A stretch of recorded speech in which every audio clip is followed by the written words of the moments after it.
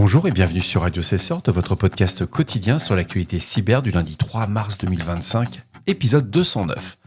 Je suis Marc-Frédéric Gomez, de retour en Île-de-France, sous un soleil magnifique.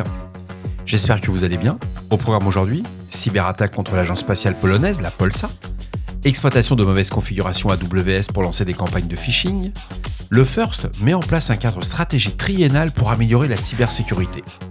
La CISA ajoute 5 nouvelles vulnérabilités à son catalogue des failles exploitées. Il faut en profiter, ça va bientôt s'arrêter. Les meilleures pratiques pour surveiller les serveurs Linux. Débat sur l'intégration d'une backdoor dans les messageries chiffrées au Sénat. Bien entendu, vous retrouverez toutes les sources qui m'ont permis de réaliser cette revue d'actualité dans la description de cet épisode, ainsi que dans la newsletter hebdomadaire de Radio Cessort. Abonnez-vous pour ne rien manquer. L'agence spatiale polonaise, la Polsa, a confirmé faire face à un incident de cybersécurité via son compte X. L'agence a immédiatement déconnecté son réseau pour préserver l'intégrité de ses données, et à ce stade, aucune indication ne permet de confirmer un ransomware, mais la nature de la réaction suggère la présence d'un acteur malveillant tentant de s'infiltrer ou d'exfiltrer des données ou d'obtenir un accès non autorisé. Le ministre du numérique, Krzysztof Gawkowski, a annoncé que des activités opérationnelles intensives étaient en cours pour identifier les responsables. Les équipes de réponse à incidents, le CSIRT NASC et le CSIRT Moon participent à l'investigation et à la mitigation de l'attaque. Selon des sources internes anonymes, ça j'aime pas trop, mais bon, c'est The Register qui m'a donné l'info, l'origine de l'incident pourrait être liée à une compromission des mails internes contraignant le personnel à utiliser des téléphones pour communiquer. À l'heure actuelle, le site de Polsa demeure inaccessible. Des cybercriminels exploitent des erreurs de configuration sur AWS pour diffuser des campagnes de phishing. Selon Palo Alto Network Unit 42, l'activité est attribuée au groupe JavaGhost. Aussi désigné TGR-UNK 11, ce groupe initialement impliqué dans le défacement de sites web s'est réorienté vers des attaques visant des gains financiers.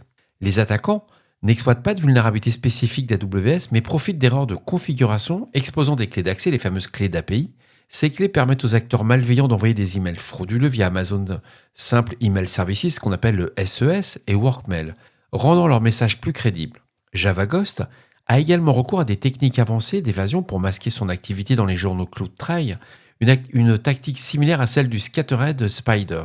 En accédant à des comptes AWS compromis, ces attaquants créent des utilisateurs IAM fictifs, génèrent des identifiants temporaires pour garantir une persistance à long terme. Il laisse aussi une signature reconnaissable en créant des groupes de sécurité EC2 nommés JavaGhost pour y attacher des règles spécifiques. La source c'est Hacker News, n'hésitez pas à lire l'article, c'est intéressant si vous faites de la WS.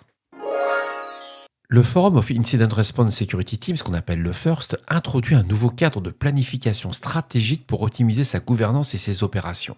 Ce plan triennal, approuvé en janvier 2025, le plan triennal, ça fait vraiment la Chine communiste, c'est terrible, mais c'est hyper intéressant, c'est quand même la première association de l'Intercert mondial où pratiquement tous les certs mondiaux sont présents. Donc ce plan triennal vise à aligner des ressources financières et opérationnelles de l'organisation sur ses objectifs stratégiques. La planification comprend une mise à jour annuelle du budget et des objectifs opérationnels, permettant un meilleur suivi des performances et une transparence accrue. Une réflexion sur un éventuel changement de juridiction a été engagée, mais après évaluation, il a été décidé qu'aucune relocalisation n'était justifiée pour le moment. Il faut savoir qu'aujourd'hui, le FIRST est une fondation américaine. Je vous ai mis le lien du FIRST si vous voulez voir. La CISA a mis à jour son catalogue des vulnérabilités activement exploitées avec 5 nouvelles failles. La CVE 2023-20118, une injection de commandes sur les routeurs Cisco Small Business.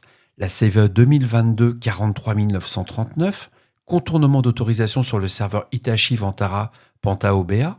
La CVE 2022-43769, une injection d'éléments spéciaux sur les serveurs Hitachi Vantara. La CVE 2018-8639, problème de gestion de ressources sur Microsoft Windows Win32K. Et la CVE 2024-4885, qui est une traversée de répertoire sur Progress WhatsApp Gold.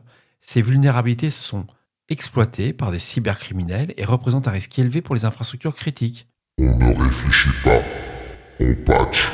Un nouvel article du Linux Journal détaille les meilleures pratiques pour la surveillance des serveurs Linux, élément clé pour la résilience et la sécurité des infrastructures IT. Les solutions abordées incluent des outils en ligne de commande comme HTOP, VMstat ou Netstat, ainsi que des plateformes avancées comme Prometheus, Grafana et ELK Stack. L'article met en avant des techniques de prévention des pannes et d'optimisation des performances, notamment via des systèmes d'alerte automatisés et l'intégration avec des plateformes de gestion des incidents comme PagerDuty. C'est intéressant, ça permet de faire un petit récap. Ça vous donne des solutions et des pistes aussi pour surveiller vos systèmes en temps réel et de voir lorsqu'il y a des compromissions, des activités entre guillemets anormales sur les charges CPU ou sur le trafic réseau par exemple. Passionnant. En plus, c'est court et activable.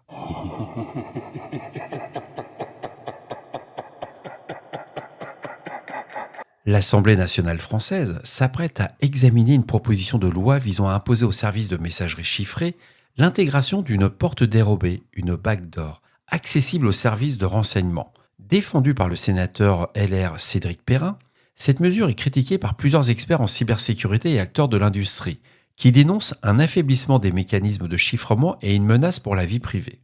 Des entreprises comme Apple et Signal ont déjà réagi en indiquant qu'elles pourraient retirer certaines fonctionnalités ou services en cas d'adoption de telles réglementations. Le débat en France s'inscrit dans un contexte plus large alors que des initiatives similaires émergent au Royaume-Uni et en Suède. C'est ZDNet qui remonte l'info, c'est instructif, on est en train de changer de paradigme. J'ai vraiment l'impression de revenir dans les années 70, quoi. Et voilà, cet épisode de Radio Cesseur du lundi 3 mars 2025 touche à sa fin, il est 21h.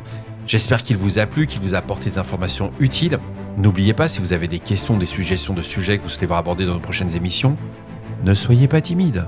Laissez-moi un message sur le répondeur de Radio Cesseur au 07 68 72 20 09 ou laissez-moi un message par email à l'adresse de radiocesseur@gmail.com ou par SMS dans le pire des cas.